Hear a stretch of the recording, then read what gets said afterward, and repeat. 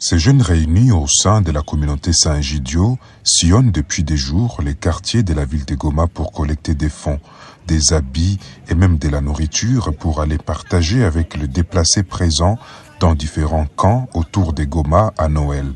Moïse Muhindo est l'un de ces jeunes solidaires. Pendant cette période de préparation de Noël, nous trouvons que les enfants qui sont dans les camps de réfugiés et leurs parents, ils sont oubliés. Tout le monde se soucie de lui-même pour préparer les fêtes. Maintenant, nous, à notre côté, on s'est dit, on va sensibiliser les gens pour leur rappeler qu'il y a nos frères, nos sœurs, nos amis qui sont dans les camps de déplacés et qu'eux aussi, ils ont besoin de quelque chose pour célébrer la fête de Noël. L'initiative de ces jeunes est saluée par de nombreux habitants de la ville de Goma qui contribuent chacun selon ses moyens. Madame Julienne, tenancière d'une maison d'habillement, aimerait voir tout le monde encourager cette jeunesse engagée. En tout cas, nous devons encourager ces jeunes car ils font l'exception dans cette manière de penser aux déplacés de guerre.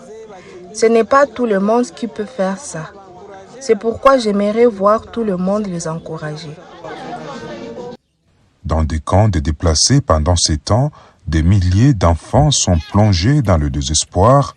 Leurs parents, eux, ne rêvent que d'une chose, le retour de la paix, explique Gaudens Semaoré, mère de 2 enfants. Auparavant, pour fêter Noël, nous achetions des habits pour les enfants, nous achetions de la viande et du riz pour la fête et tout s'est passé très bien. Mais dans ces camps, nous manquons de tout. À Noël, ils porteront leurs habits comme toujours et mangeront ce que nous trouverons.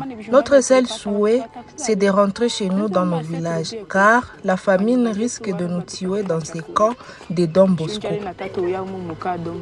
Ces moments de festivité arrivent alors que la région du Nord Kivu est plongée dans une crise économique et humanitaire sans précédent suite à la guerre du M23. Zanem Netizaïdi à Goma pour VOA Afrique.